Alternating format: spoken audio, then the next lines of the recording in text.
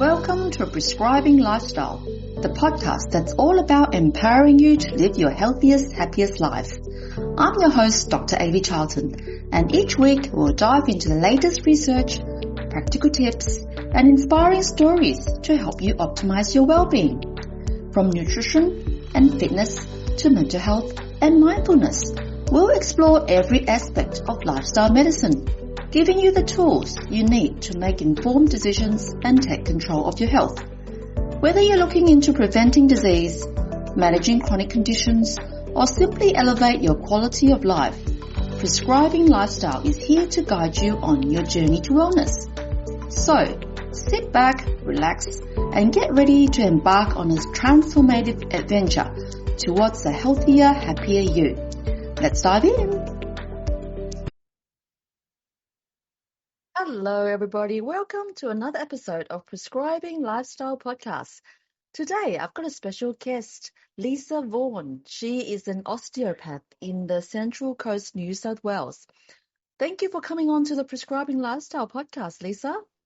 Thank you so much for having me. I'm really excited to share our story and talk about Nordic poles and what led us to this space, and I guess just generally journey of osteopathy and my own personal health. So thank you for inviting me on. I really appreciate it.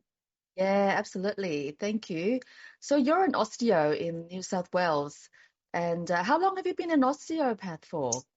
32 years. So I moved from country Victoria in 1988 to go to the Big Smoke to study osteopathy, which is a 5-year degree course in Melbourne.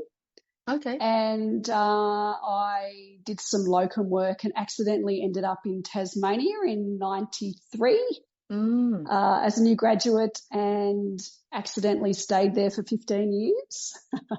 In Tasmania, okay. So I was in Tasmania, had a practice there. I met my husband, we had children. But about 16 years ago, we moved up to the Central Coast just to be closer to family, really, and also for my own personal health. I have struggled with gut problems, but also uncontrolled asthma for a very long time. Oh, right. Okay.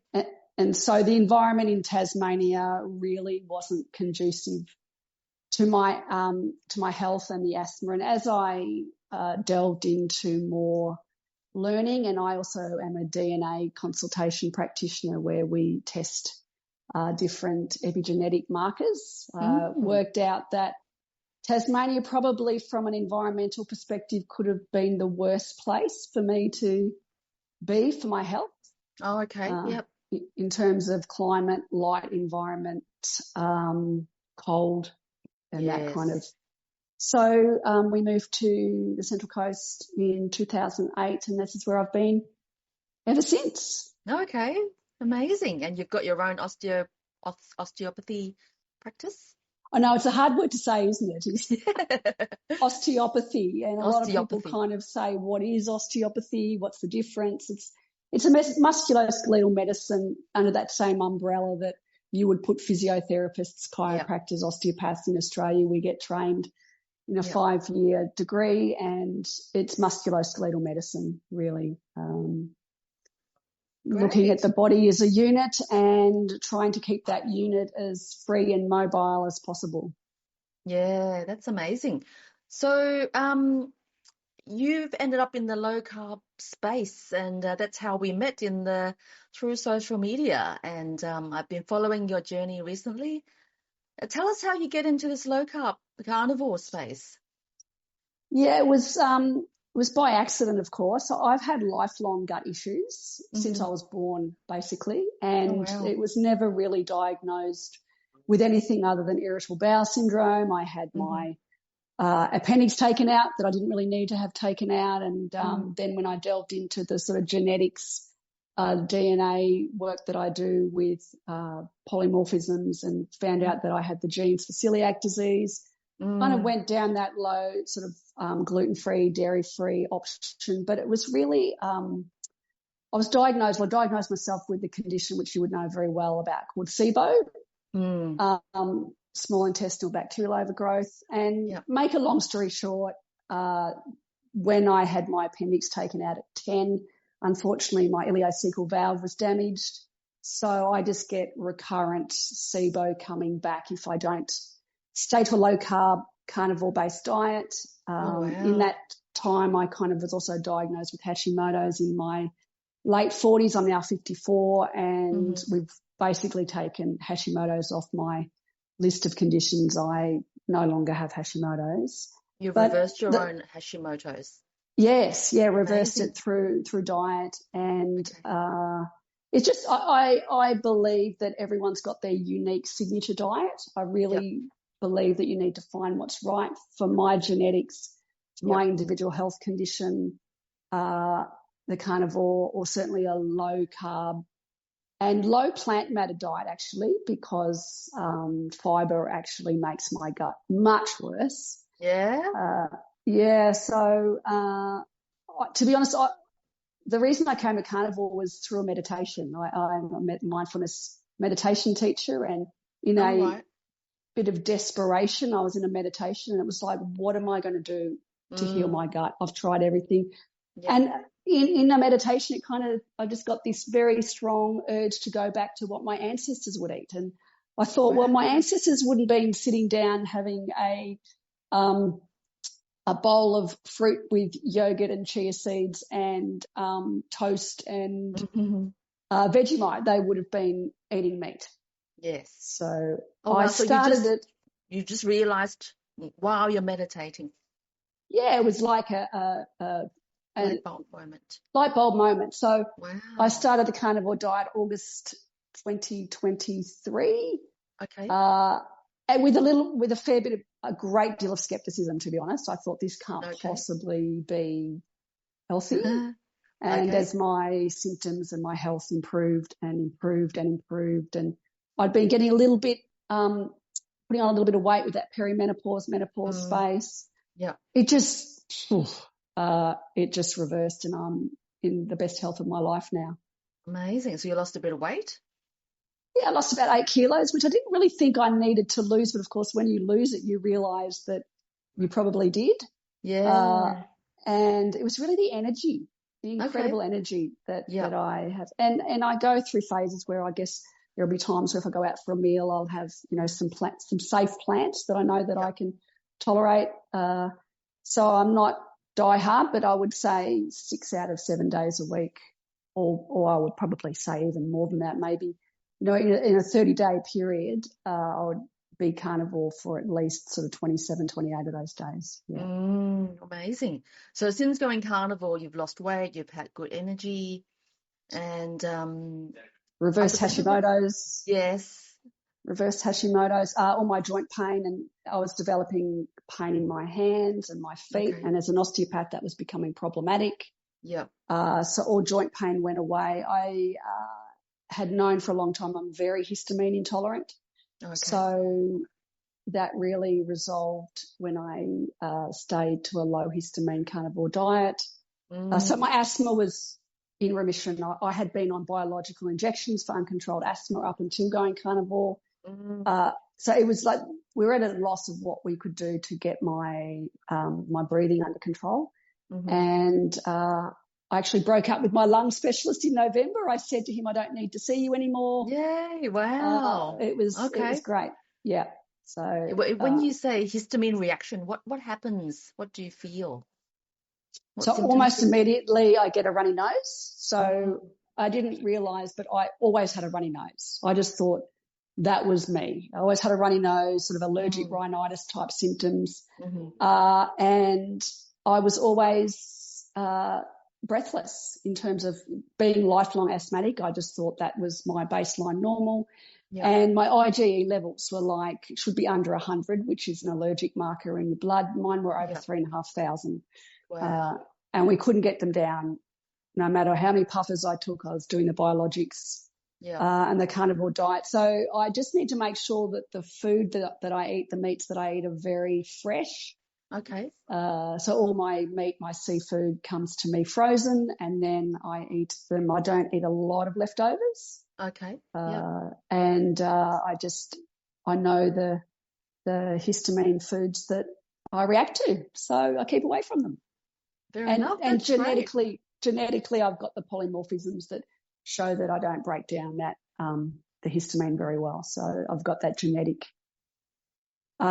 information as well through the DNA testing. Yeah. All right. Well, that's amazing. That's great. It's great to get to know your own body, and looks like you have nailed down what works for you now. Yeah, and that's the thing is I think you've really got to work it out for yourself, but having other health practitioners like yourself to help navigate what works, and I guess being open to trying new things. Yep. And I see I've got a lot of my patients that have gone low carbohydrate or certainly ketogenic and carnivore, and they're just thriving, weight loss, less pain, less inflammation. Wow. So even though I'm not a dietitian, but they asked me, so if you're going to ask me, I'm going to tell you. Yeah. What sort of conditions do you see as your normal osteopathy practice? Oh, look, I seem to have a lot of chronic health patients with, chronic low back pain, neck pain, headaches, and arthritis pain, some inflammatory arthritis. They're a little bit harder to treat. Yeah. But certainly sort of mechanical back pain, and a lot of people just don't want to go back to the way that they were when they were in chronic constant pain. So by realigning the body and keeping the fascia nice and free, it allows people to be pain-free. And I'm very much about movement, keeping the body movement. We're designed to move. Yeah. So, and I have seen, in 30 years that 30 years ago, people with shoulder rotator cuff injuries were the tradies because it was an overuse injury. Now I'm seeing office workers with bursitis and rotator cuff issues from just sitting, from that constant being in one position all day. Their body, their posture changes, their lymphatic system isn't being pumped, and they're just getting stiffer and more inflamed, and particularly with diet too. Our diet has got a lot to do with that inflammatory cascade that happens. Yeah, absolutely. So they ask you what sort of diet that you suggest, and is that how you guide them, or do you suggest? Usually I've got to be I'd be a bit careful with diet because I believe that diet is an individual thing, but that's where the DNA testing that I do, I can really bring it all in together. So I help my patients design their signature diet based on their genetics, and a lot of it basically comes back to making sure that protein is at the front and center of their diet. Absolutely. And then building in around that. Some people can tolerate starches a little better than others. We test a couple of genes, one in particular called AMY1, about how people really break down starches. And so even there are genes that we test around food behaviours. So, if you are at an all-you-can-eat buffet, you're the type of person with the genetics to overeat. And I have that genetics. I should probably be obese, diabetic, but I'm not because of the choices I make based on knowing my genetics. And I don't have sober behaviour around hot chips, so I don't go anywhere near hot chips. Oh, great. You look amazing. I'm just looking at you wearing a singlet. You look very fit and very healthy. Thank you. Yeah, I feel great. And I guess that helps with my patients because I want to be an authentic leader. So if I'm walking my talk, people are going to be more inspired to listen to what I've had to say as well. Yeah, amazing. So we were going to go into Nordic walking because that's what you're advocating a lot. And I have started in the last few weeks. Every Sunday I go walking with my hiking poles. And I'm really enjoying these poles. That's helping me with a bit of balance and support and upper body workout. So thanks to you, I'm getting my poles out, which I bought for an Oxfam 100-kilometer training. And I haven't used them for a while. So I've got them out. And this morning I did about 15 minutes of hiking with the poles. So that was great. Fantastic. We're wanting to get the stigma attached to using poles because people often think old people use poles.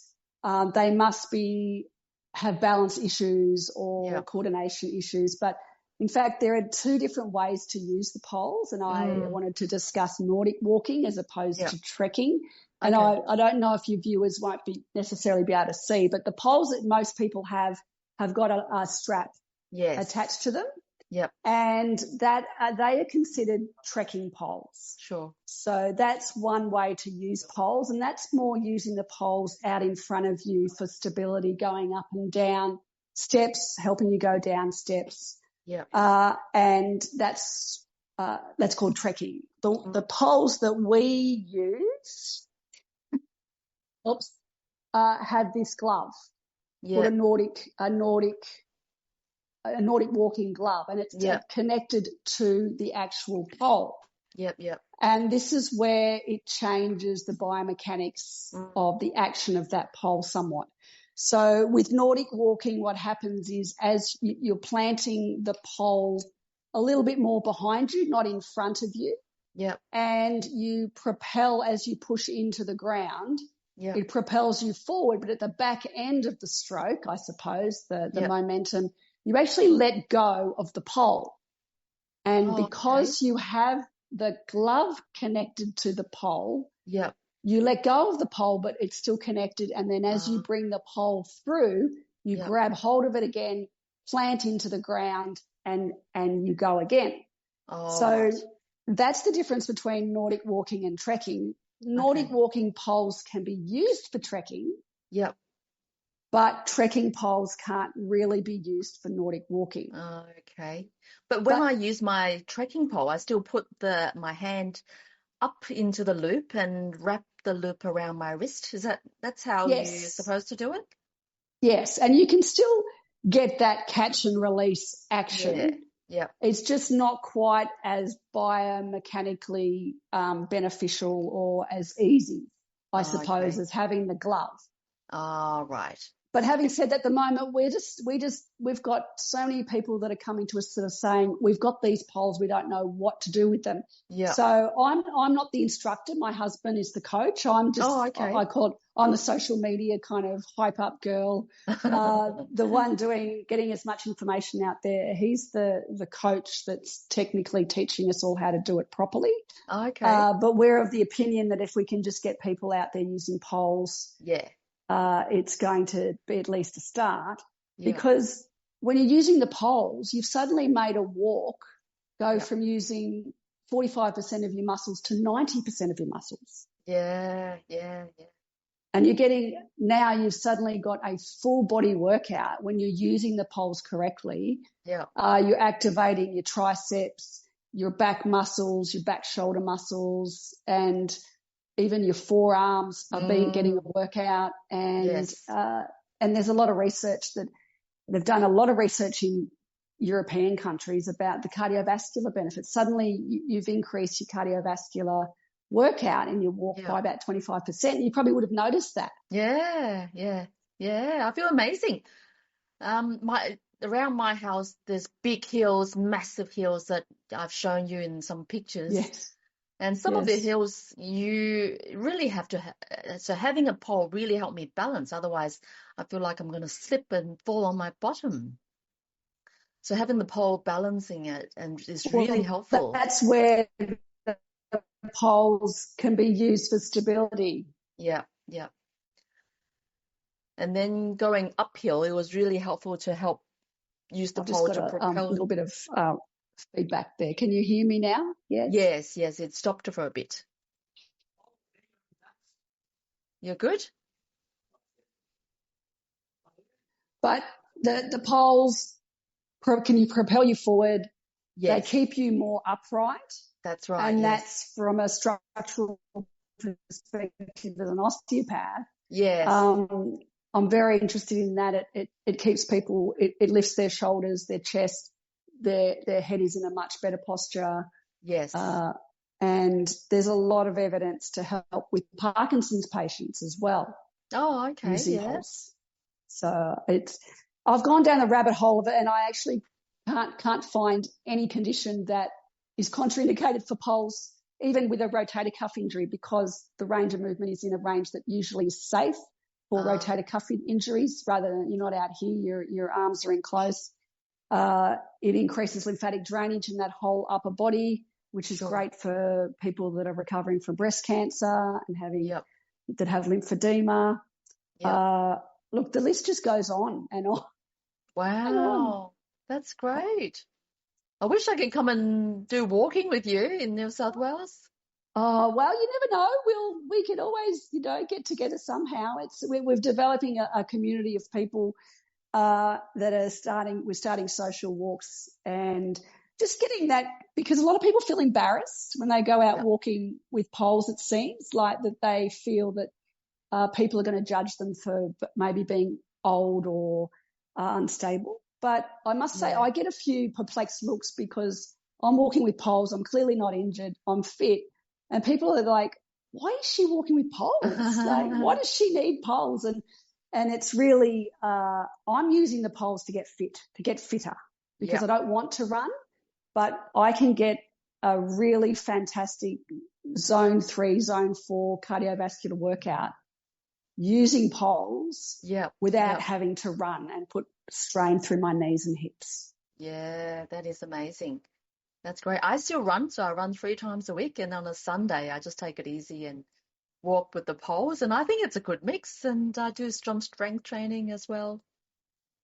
Well, that's the thing that is really helpful, is that it develops strength in your upper body. And a lot of my patients that are in that osteopenic, osteoporotic field for women have often never really done any kind of strength training, and getting into the gym can be quite daunting for them. But walking with the poles creates enough of a stress force through the upper body that there's evidence that it really does help with bone density. So it can help with that osteopenia in the upper body, in particular in the wrists and the radius. There's research on that. So especially if you're doing it with a little bit of gusto, with a little bit of intention. Yes. And I too am very much an advocate for strength training for everyone, but in particular for women, in terms of healthy aging and keeping as much muscle mass as possible. And but for some women, like I said, it's very daunting to get into a gym and start lifting weights if you've never lifted weights. Yeah, absolutely. So just getting outside, you get the nature, you get a bit of sunlight, and you get to strength train and cardiovascular train as well. That's awesome. Yes, and it takes so a lot of people stop walking because of knee and hip injuries. Bursitis is in their hip, they've got arthritis in their knees, and it hurts, so they stop walking. But the poles can take like 25% of pressure off your knees and hips. So I had a patient recently who had a labral tear in her hip, so quite a significant injury in her hip joint, and she couldn't walk. She couldn't walk for more than 8 minutes without having to sit down and stop. So she was starting to stop moving. She was starting to get, her mental health was being affected because she was putting on some weight. She wasn't getting outside and getting all those wonderful benefits of nature and bird song. And she started, we gave her one lesson with the poles. And just one lesson. And she messaged me a week later and she said, Lisa, I just went for a 45-minute pain-free walk. Awesome. That's amazing. She's back walking with the poles that are taking the pressure off. So that's what we're noticing as well, is that we're getting people back moving that thought that their days were done. Yes. And as you know, you practice lifestyle medicine. Movement is absolutely part of, one of the most crucial parts of that is movement, right? Yeah, absolutely. Totally agree with you. I love it. So we've got diet, we've got movement, and you do lots of other things for your lifestyle as well, isn't it? I see you do circadian health and all those other things as well. Yeah, I went down the rabbit hole as well about, the light environment, circadian biology. I've done some training with Dr. Max Gillane, which is a GP, which I think you've met. He's in the low carb lifestyle kind of he does a lot of that work. But I've followed his work and done a retreat, been on a retreat with Dr. Max, and really just realising how important our morning light is at setting up our circadian health, and in particular exposing ourselves to the right light signals for hormonal health. It regulates your hunger throughout the day, and particularly really blocking out as much blue light as possible after sunset. And so in my home, we have no lights on after sunset. We have salt lamps. I have light globes that are just amber or red. And if we do watch television, or if I'm doing something on the phone, I have my blue light blockers on. So, and that then, I think that has been also integral in my health journey, in that discipline of the first thing I do in the morning is get up and view morning light. So no phones, no lights on, straight outside. And I just happen to live in an amazing place where I'm 10-minute walk down to the beach. So, oh, wow. Okay. And that has been a ritual for me for the last 2 years. Oh, okay. All right. And morning light, and then evening no blue light at night time. And that kind of sits with that low carb, ketogenic, carnivore lifestyle. I just am not hungry at the end of the day anymore. Just my signals, my hunger signals are now more in alignment with the day and night cycles, to be honest. Yeah, that's amazing. So, and so circadian biology, and it's free, right? It's free. Absolutely. That's right. You just need to get outside, watch the sun. Yeah. And don't get exposed to too much artificial lights. Yeah. And also I don't go out I have darker skin, so I can get away with it. I have some Aboriginal heritage, so I can get away with a little bit of that daytime, solar noon sun. But a lot of my patients that are a bit sun phobic, I say, just make sure you get the sunshine in that earlier part of the day and in the later part of the day, and be sensible, like cover up. It's solar noon. Don't be silly. Don't get sunburnt, but just slowly building up your tolerance, and it helps you sleep. People, I sleep like a log. And the other thing I'm very passionate about is also rucking, walking with weighted vests, and just helping with that bone density for particularly, again, women, and using added weight. But then that kind of, if you've got knee problems and hip problems, you need to be a little bit careful of that. So, okay. Yep. But adding in some extra weight to just make your walking a bit more intense, and helps increase the intensity again. Right.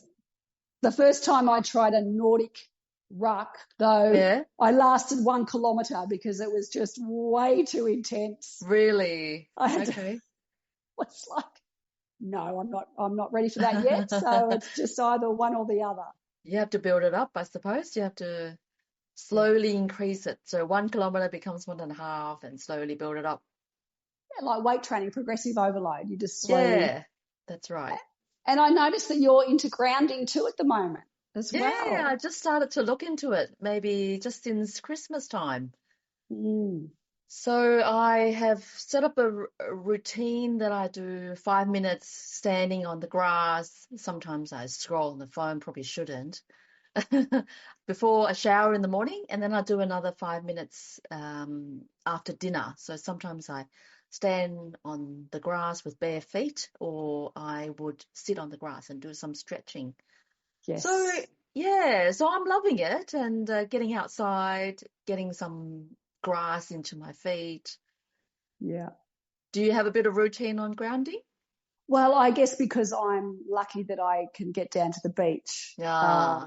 I must say that it is very challenging in winter, and but I discovered that if I wore woolen socks on the beach, I could still walk on the beach barefoot. Well, not barefoot, but with my woolen socks on, and get the benefit of the grounding without having icicles for feet.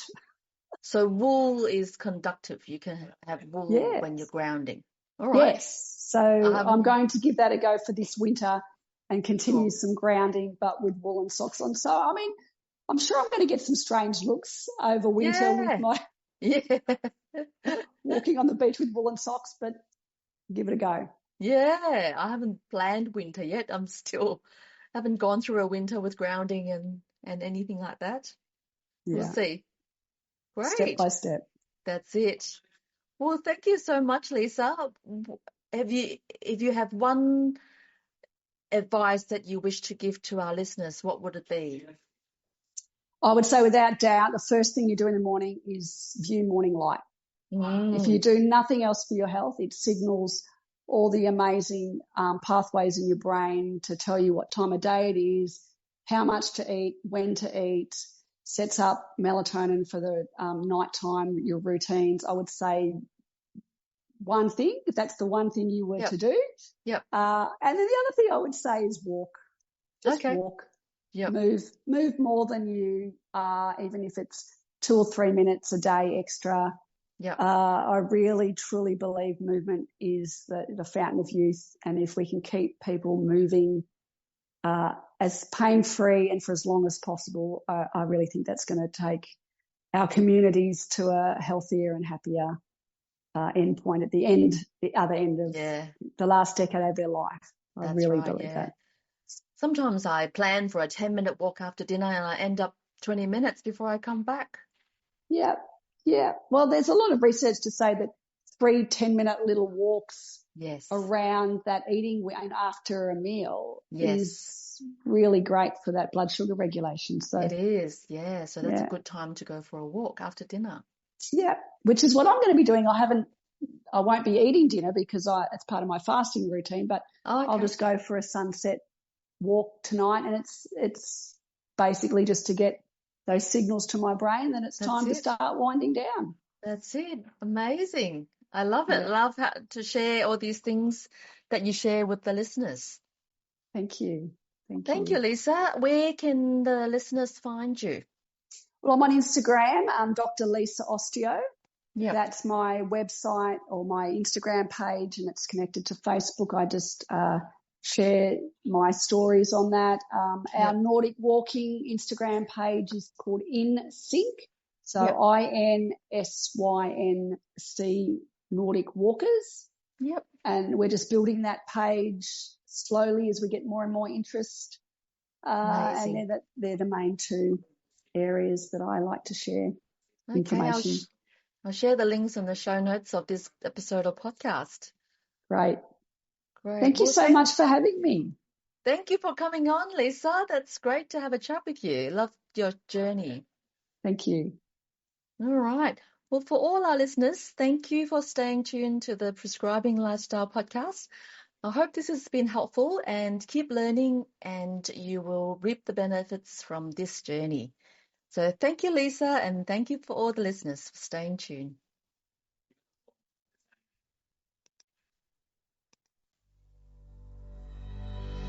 Thank you for tuning in to another episode of Prescribing Lifestyle Podcast. Before we wrap up, I have an exciting news to share. I have a new ebook called Low Carb Made Easy. It's now available. This guide is perfect for anyone looking to dive into the low carb lifestyle. Inside, you'll find the basic theory behind low carb eating, a detailed food list, practical meal plan, and a variety of delicious recipes. It's designed to make a journey to better health easier, simpler, and enjoyable. For those who prefer a hard copy, head over to my website and register your interest using the link provided. My website is www.mlcclinic.com.au. Head to online store. Remember, the information shared in this podcast, it's for educational purposes only and not proper medical advice. Always consult your medical professional before making any changes to your lifestyle and diet, or you can come and see me in Melbourne Low Carb Clinic. If you enjoyed this episode, don't forget to subscribe, leave a review, and stay connected with us on social media. Your feedback will help us improve and reach more listeners. Lastly, if you found this episode helpful, please share it with your friends and family. Together, we can make a positive impact to our health and our communities. Thanks again for listening, and as always, stay healthy and happy. Until next time.